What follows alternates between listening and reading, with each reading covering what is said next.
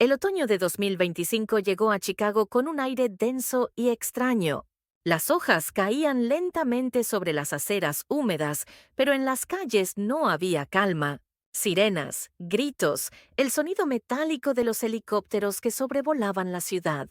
Desde hace semanas, las tensiones entre las autoridades locales y el gobierno federal se habían convertido en una guerra fría que amenazaba con estallar en cualquier momento.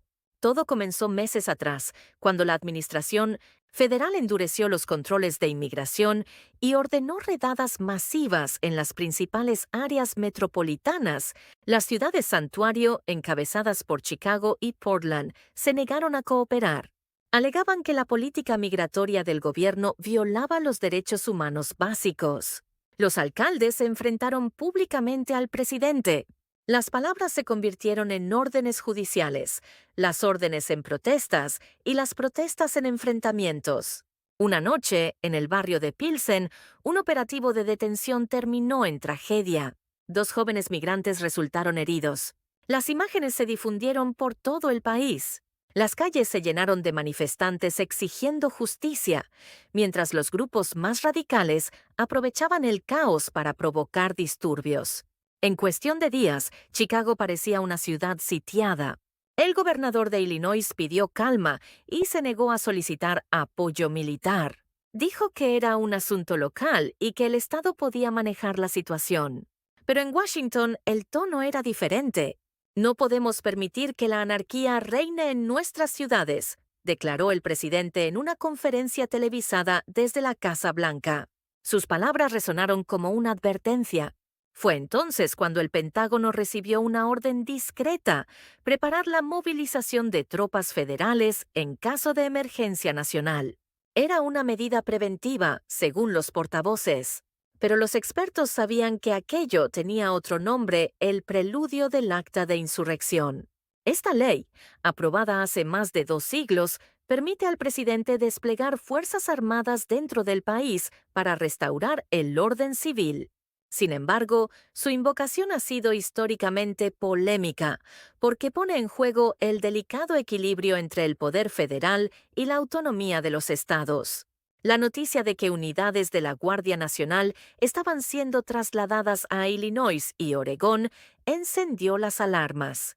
Las imágenes de camiones militares avanzando por las carreteras del Medio Oeste provocaron un déjà vu colectivo. ¿Estamos repitiendo los años 60?, preguntaban los titulares. Pero antes de que las tropas pudieran actuar, intervino el Poder Judicial. Un juez federal dictó una orden de restricción temporal, bloqueando la operación activa de la Guardia Nacional bajo el argumento de que el gobierno no había demostrado una amenaza real de insurrección. Días después, el Tribunal de Apelaciones mantuvo la decisión, aunque permitió que las tropas permanecieran desplegadas en posición de espera. Esa frase "posición de espera" se convirtió en el símbolo de un país suspendido. Ni guerra ni paz, ni control ni caos. En los despachos del ala oeste, el ambiente era de incertidumbre. La presidenta del Consejo de Seguridad Nacional advertía que cada día de parálisis aumentaba el riesgo de nuevos disturbios. Los asesores legales, en cambio, temían las consecuencias de activar el acta sin una justificación irrefutable. Una vez que crucemos esa línea, dijo uno de ellos en voz baja, ya no habrá marcha atrás. El presidente escuchaba en silencio. Sabía que cualquier decisión tendría un costo altísimo. Por un lado, los votantes conservadores exigían mano dura y lo acusaban de debilidad. Por el otro, los líderes locales lo amenazaban con demandas constitucionales si usaba la fuerza militar contra ciudadanos estadounidenses. En medio de todo, los mercados financieros comenzaban a temblar, temiendo una crisis política interna. Mientras tanto, en las calles de Portland, un grupo de manifestantes levantaba pancartas con la frase "No somos enemigos del Estado". Frente a ellos, la policía local, agotada, observaba sin moverse. Todos sabían que bastaba una chispa para que el enfrentamiento volviera a encenderse. Los medios de comunicación hablaban de una crisis institucional sin precedentes. Analistas y constitucionalistas debatían en programas de televisión sobre si la nación estaba al borde de un colapso político. Algunos recordaban 1861, cuando los primeros estados se rebelaron antes de la Guerra Civil. Otros mencionaban 1968, el año en que las tropas patrullaron Detroit y Chicago tras los disturbios raciales. Pero esta vez era diferente. No se trataba de un conflicto racial ni regional. Era algo más profundo, una lucha por el control del país entre el poder federal y los gobiernos locales. En un momento en que la sociedad parecía fragmentarse en 1000 pedazos, los días pasaron y aunque la violencia disminuyó, la tensión no cedía. En cada discurso, el presidente dejaba entrever que todas las opciones están sobre la mesa. En los pasillos del Capitolio, senadores de ambos partidos se preparaban para lo peor, una posible activación del acta de insurrección. Algunos hablaban en voz baja de un precedente peligroso. En Illinois, los soldados federales continuaban en sus bases, sin órdenes de avanzar. Los comandantes recibieron la instrucción de mantener disciplina y paciencia. Sabían que un solo movimiento en falso podría desencadenar un terremoto político. En la Casa Blanca, los asesores de comunicación diseñaban escenarios: qué decir, si la ley se activa, cómo justificarla ante el público, cómo responder a las demandas que inevitablemente llegarían. Porque si el presidente daba el paso, la oposición acudiría de inmediato al Tribunal Supremo. Mientras tanto, las encuestas mostraban un país dividido. La mitad de los estadounidenses apoyaban el uso de la fuerza para restaurar el orden. La otra mitad lo veía como una amenaza a la democracia.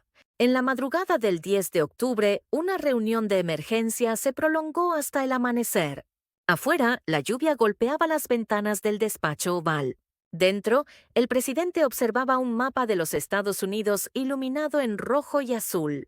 Cada punto representaba una ciudad en tensión. Cerró los ojos y murmuró: ¿hasta dónde estamos dispuestos a llegar para mantener el control? Por ahora, el acta de insurrección sigue sobre la mesa, un documento silencioso, pero cargado de historia y peligro. Su activación no es inminente, pero tampoco imposible. Todo depende de lo que ocurra en las próximas semanas. Si la violencia regresa, si los estados desafían abiertamente al gobierno federal, si la opinión pública exige una respuesta inmediata, entonces la Casa Blanca podría cruzar el umbral.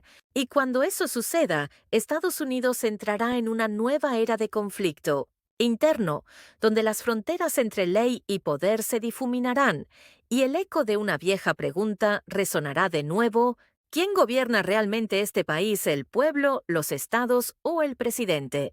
Porque en el fondo, la historia no trata solo de tropas o leyes, sino de un dilema más profundo: el miedo de una nación a perder el control de sí misma.